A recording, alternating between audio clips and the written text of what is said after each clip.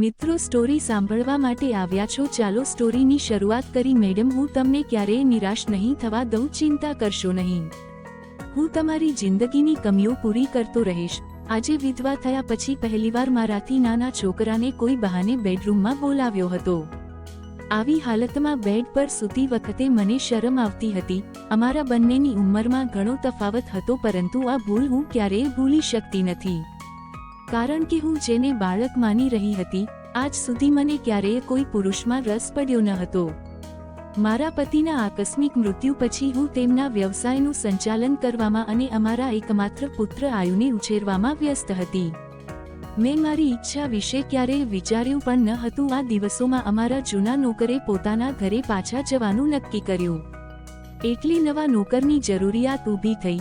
મેં જૂના નોકરને કહ્યું કે કોઈ વિશ્વાસપાત્ર વ્યક્તિ લાવો જે તમારી જગ્યાએ કામ કરી શકે. રાકેશ આવ્યો ત્યારે મને પહેલી નજરે રાકેશ ગમી ગયો. રાકેશને જૂનો નોકર જ લઈ આવ્યો હતો. મેં તેને વિશ્વાસપાત્ર સમજી અને નોકરી ઉપર રાખી લીધું. અને ખરેખર તે ખૂબ જ દયાળુ છોકરો હતો. તે સવારથી સાંજના 5 વાગ્યા સુધી મારા પુત્ર સાથે ઓફિસમાં રહેતો અને સાંજે કોલેજ જતો. રાતનું જમવાનું જમીને અમે આપેલા ક્વાર્ટરમાં જતો. મને તેના ત્યાંથી લગાવ થઈ ગયો હતો. મારા જેઠ કેનેડાથી કેટલાક વર્ષોથી ત્યાં સ્થાયી હતા. થોડા સમયથી તે અહીં આવ્યા હતા. તેણે મારા દીકરાને કહ્યું કે તું મારી સાથે કેનેડા આવી જા અને બિઝનેસમાં માસ્ટરી કરી લે. મારે ઘરે રહેજે અને ત્યાં બધી પ્રકારની સુખ સુવિધા અને તારો ખ્યાલ રાખવામાં આવશે. મારો એક જ દીકરો હતો અને હું નથી ઈચ્છતી કે તે મારાથી અલગ થાય. તે તેમના પોતાનો બિઝનેસ પણ સંભાળતો હતો, પરંતુ તેના મોટા બાપાના કહેવાથી કેનેડા જવાનો ખ્વાબ જોવા લાગ્યો અને તે બિઝનેસ મારા હવાલે કરી અને કેનેડા ચાલ્યો ગયો. હવે દીકરા વગર હું એકલતા અનુભવતી હતી. આવા સંજોગોમાં જો હું કોઈનો સહારો લઈ શકતી હોત તો તે નોકર રાકેશ હતો. તે પોતાની ગરીબીથી પરેશાન હતો અને તેના સ્વજનોથી અલગ થઈ ગયો હતો. તેને પણ કોઈનો સહારાની જરૂર હતી. જે દિવસે મારો દીકરો કેનેડા જવા નીકળ્યો તે દિવસે હું ખૂબ રડી તે દુઃખી થઈ રહ્યો હતો. તેણે મને એમ કહ્યું, એને સાંત્વના આપી, મેડમ કૃપા કરીને મારા પર ભરોસો કરો. હું તમને નિરાશ થવા નહીં દઈશ. મને આ શબ્દોથી વધુ સારું લાગ્યું. એ વખતે મને એ વાતનું દુઃખ હતું કે મેં મારા જીવનના તમામ સોનેરી દિવસો મારા પુત્રને ખાતર ગુમાવી દીધા. મેં તેને ઉછેર્યો અને તે મને છોડીને ચાલ્યો ગયો. હું મારા રૂમમાં બેઠી મારા દીકરાની યાદમાં ખોવાયેલી હતી. આજે મને જીવનની ઘણી બધી વાતો યાદ આવી રહી હતી. આવી સ્થિતિમાં મારો નોકર મારી પાસે થોડીક હમદર્દી લઈને આવ્યો. તેની નજર મારા ઉદાસ ચહેરા પર સ્થિર રહી. તેણે મને દિલથી આશ્વાસન આપ્યું. મારા પુત્ર કેનેડા ગયા અને 5 વર્ષ થઈ ગયા અને 5 વર્ષ પછી મારો નોકર હવે મજબૂત વ્યક્તિ જેવો દેખાતો હતો. તેનું બાળપણ હવે પૂરું થઈ ગયું હતું અને તે એક જવાન મર્દ દેખાઈ રહ્યો હતો. મારા દિલમાં ઈચ્છા હતી કે તે મારું દુઃખ વહેંચે અને અમે દિલ ખોલી અને વાતો કરીએ છીએ. પરંતુ અમારી વચ્ચે જે તફાવત હતો તેને પૂરું કરવું તેના બસમાં હતું નહીં. અને મારા બસમાં હતું કે તે એક નોકર હતો અને હું એક માલકીન હતી. તે દિવસ પછી મેં તેને દરેક રીતે કાળજી લેવાનું શરૂ કર્યું અને તે પણ મને પહેલા કરતાં વધુ માનવા લાગ્યો.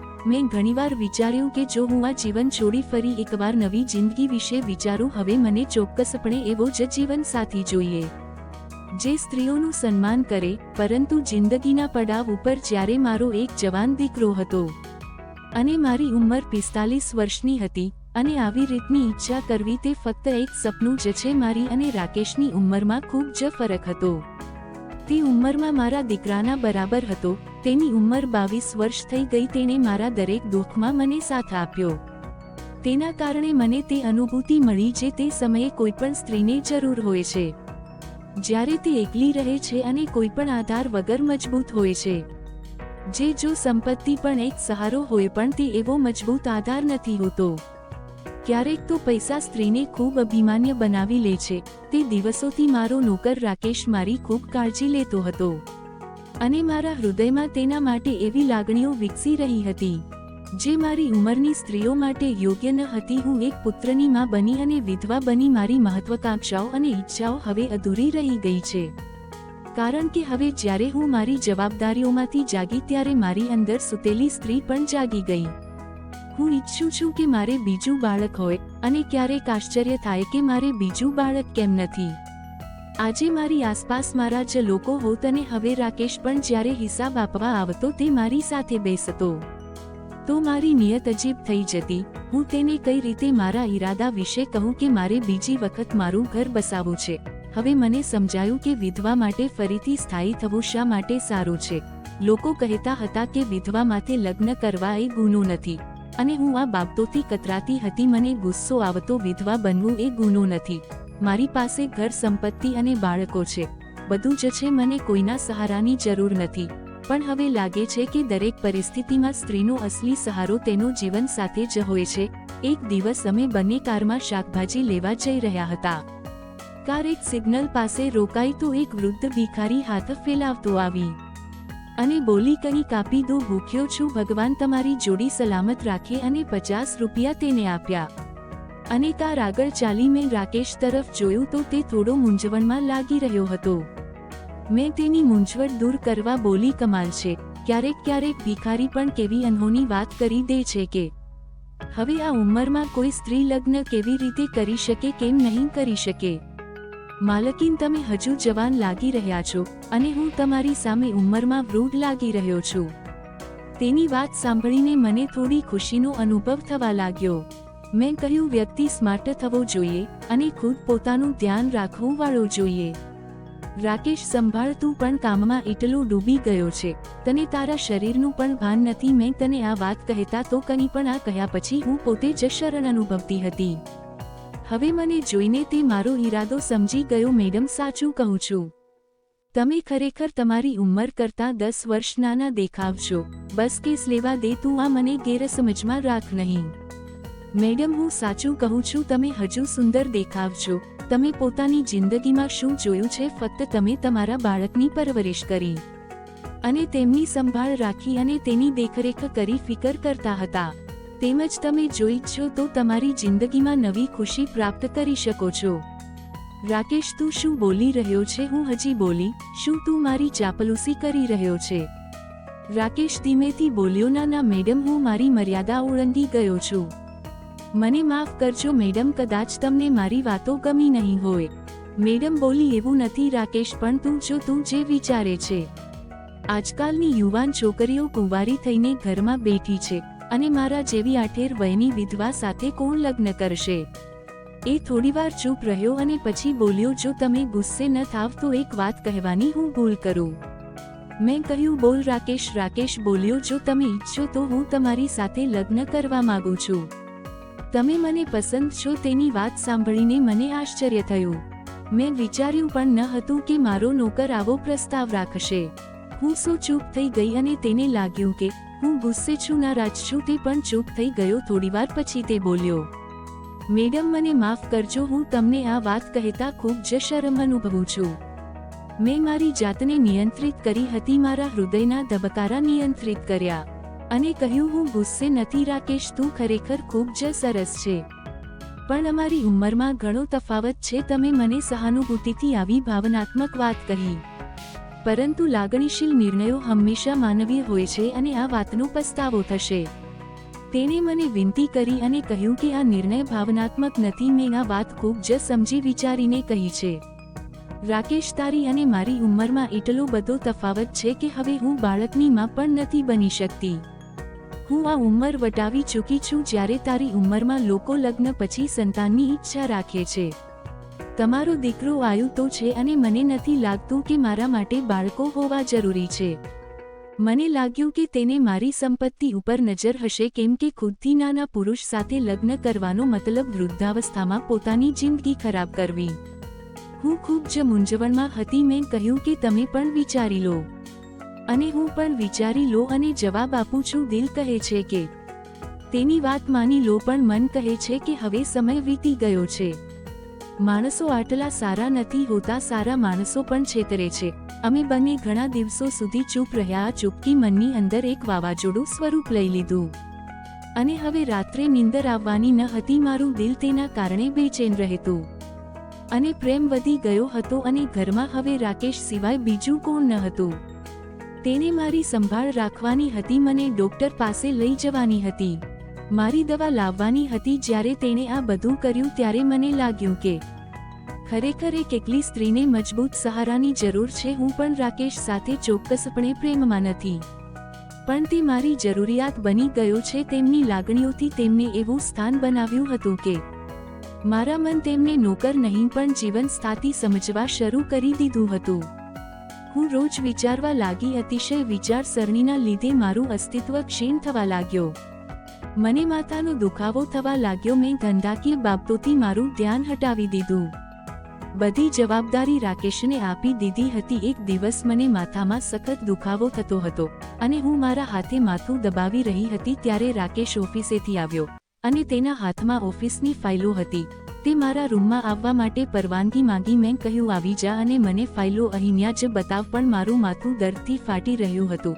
તે ખુરશી લઈ અને મારી પાસે આવી અને બેઠો અને ફાઇલો એક તરફ રાખી દીધી અને બોલ્યો કે શું તમારું માથું દબાવી દઉં? ફાઇલ સવારે ચેક કરી લેજો.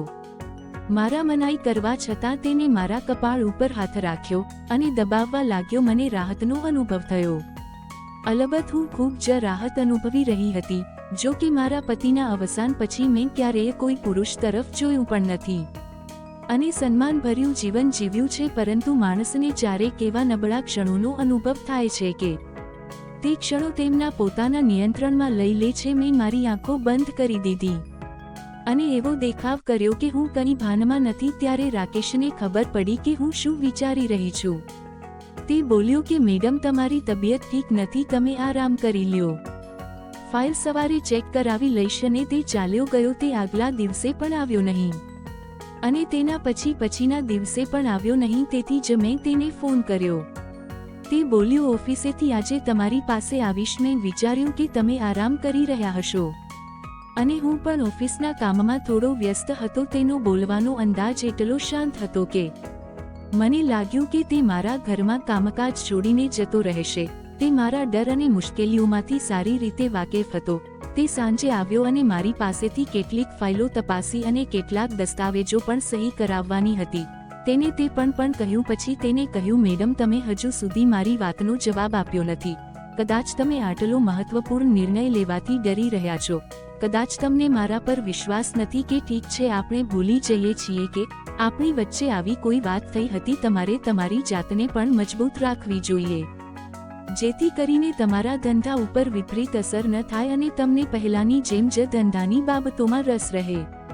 આયુએ ઘણા પૈસા મંગાવી લીધા હતા. હવે હું વધારે ધંધા ઉપર ધ્યાન આપવા લાગી. પરંતુ તેનો ખ્યાલ દિલમાંથી ગયો હતો. ઈચ્છા ન હતી તો પણ કહી દીધું કે મને રાકેશની જરૂર છે.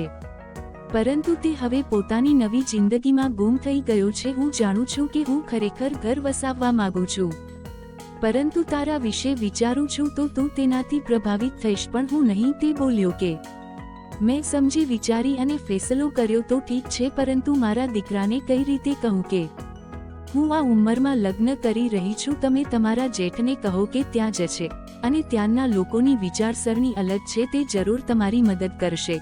ખૂબ હિંમત કરી અને મેં જેઠને ફોન કર્યો અને મારી આખી આપદા તેમને જણાવી. મારા જેઠ બોલ્યા તમે જરૂર લગ્ન કરી લો, આયુને હું સંભાળી લઈશ, પરંતુ બિઝનેસની માલિક તમે જ રહેશો, કેમ કે કોઈ બીજાને તમારા બિઝનેસોનો માલિક બનાવશો નહીં. જો બનાવશો તો તમારા ધંધાથી હાથ ધોઈ બેસશો. જેથીની પરવાનગી લઈ અને રાકેશ સાથે લગ્ન કરી લીધા. તેને આયુને પછી જણાવી દઈશ એમ કહ્યું, પરંતુ આયુને તે રાજી કરી શક્યા નહીં કે માના બીજા લગ્નનો સ્વીકાર કરી લે. તે તો ખૂબ જ નારાજ થયું અને તેને મારી સાથે પોતાના તમામ સંબંધો તોડી નાખ્યા. થોડા વર્ષો પછી તે ભારત આવ્યો અને તેના નામે ધંધો રજીસ્ટર કરાવ્યો અને મને માત્ર ઘર અને ઘરેણાં આપ્યા અને તમામ સંપત્તિ પોતાની સાથે લઈ ગયું. મારા પુત્રને બિઝનેસ સંભાળતો જઈ હું પણ ખુશ હતી, પણ હું ઈચ્છું છું કે તે મારી સાથે સામન થાય, કારણ કે રાકેશને મારી સંપત્તિનો લોભ ન હતો. રાકેશને એક જગ્યા પર સારી નોકરી મળી ગઈ હતી. મેં ચોક્કસપણે મારો પુત્ર ગુમાવ્યો છે અને જો હું મારી જાતને ભાગ્યશાળી માનું તો મને રાકેશ સામે કોઈ દ્વેષ નથી. ઉંમરનો તફાવત હોવા છતાં તે મને સાચો પ્રેમ કરતો હતો, મારી સંભાળ રાખતો હતો, મને સહેજ પણ દુઃખ ન થવા દેતો. પરંતુ તેના તરફથી આટલો પ્રેમ મર્યા પછી પણ મારા હૃદયને શાંતિ નથી, કારણ કે હું જે પુત્રને યુવાનીના સોનેરી દિવસોને પ્રેમ કરતી હતી કારણ કે જે પુત્રને મેં મારી યુવાનીના સોનેરી દિવસોનું બલિદાન આપીને ઉછેર્યો હતો તે આજે મને મળવા માંગતો નથી. આશા કરું છું કે મિત્રો આ વાર્તા તમને લોકોને પસંદ આવી હશે. આવી જ વાર્તા સાંભળવા માટે ચેનલને સબસ્ક્રાઇબ કરજો મિત્રો. ધન્યવાદ.